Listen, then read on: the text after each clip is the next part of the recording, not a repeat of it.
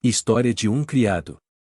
Em uma família de alta classe havia um jovem criado cuja figura, inteligente e fina, nos sensibilizou por seu ar de distinção.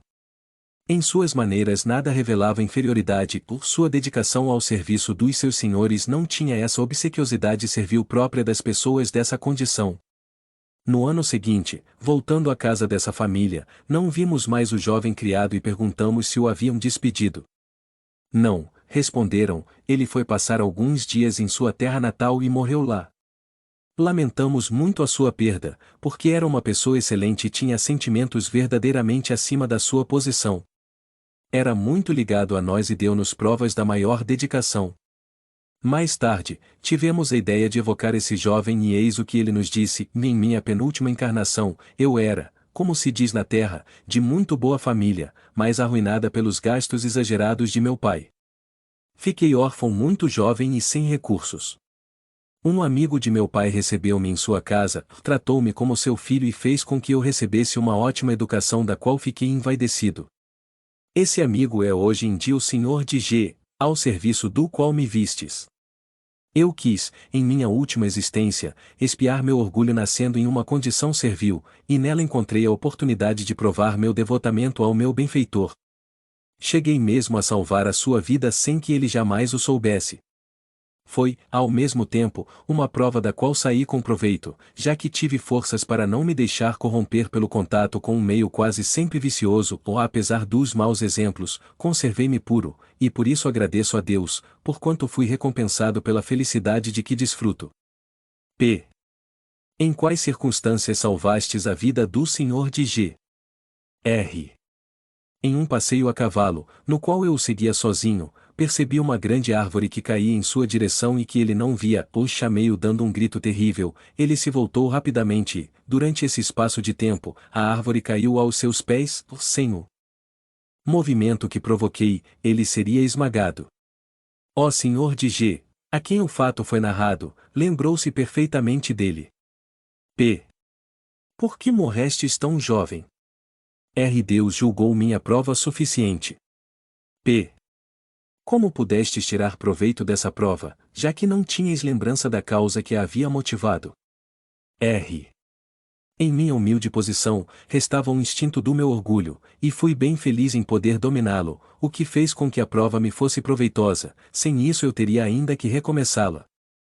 Meu espírito lembrava-se do que forem seus momentos de liberdade, e, ao despertar, ficava-me um desejo intuitivo de resistir às minhas tendências que eu sentia serem mais. Foi maior o meu mérito em lutar dessa forma do que se eu recordasse claramente o passado. A lembrança da minha antiga posição teria estimulado meu orgulho e me perturbado, enquanto que assim tive que combater apenas os envolvimentos da minha nova posição. P.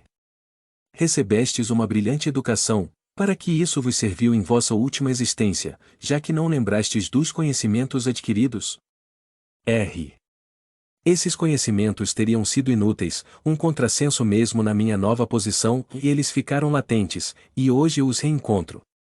Entretanto, eles não me têm sido inúteis, porque desenvolveram minha inteligência e eu tinha instintivamente o gosto pelas coisas elevadas, o que me inspirava repulsa pelos exemplos baixos e infames que tinha sob os olhos. Sem essa educação, eu teria sido apenas um criado. P. Os exemplos de servidores devotados aos seus senhores até a abnegação têm como motivo relações anteriores? R. Não duvideis disso, pelo menos é o caso mais comum. Esses servidores são, algumas vezes, membros da mesma família, ou, como eu, devedores que pagam uma dívida de reconhecimento, e que seu devotamento ajuda a se adiantarem. Não imaginais todos os efeitos de simpatia e de antipatia que essas relações anteriores produzem no mundo. Não, a morte não interrompe essas relações. Que, muitas vezes, se perpetuam de século em século. P. Por que esses exemplos de dedicação de servidores são tão raros atualmente? R. É necessário considerar como causa o espírito de egoísmo e de orgulho do vosso século 201 desenvolvido pela incredulidade e as ideias materialistas. A verdadeira fé desaparece por causa da cupidez e pelo desejo do ganho, e com ela os atos de dedicação. O Espiritismo, reconduzindo os homens ao sentimento da verdade, fará renascer as virtudes esquecidas. Nada pode, melhor do que este exemplo, fazer ressaltar o benefício do esquecimento das existências anteriores. Se o senhor de G tivesse lembrança do que fora o seu jovem criado, ficaria muito constrangido com ele, e não o teria conservado nessa condição ou impediria assim a prova que foi proveitosa para os dois. Este audiolivro representa uma contribuição para aquelas pessoas que necessitam, como é o caso dos deficientes visuais, os deficientes auditivos, pessoas acamadas que se encontram em hospitais e clínicas, e como forma de acesso e divulgação da doutrina espírita, para que todos lembrem-se de valorizar e reconhecer o trabalho do autor adquirindo suas obras. Por favor, não esqueça de deixar o seu like, inscreva em nosso canal e compartilhe, para que possamos melhorar e seguir publicando. A caridade é o caminho para a evolução. Muito obrigada, que a paz do nosso Mestre Jesus esteja com todos vocês e seus familiares.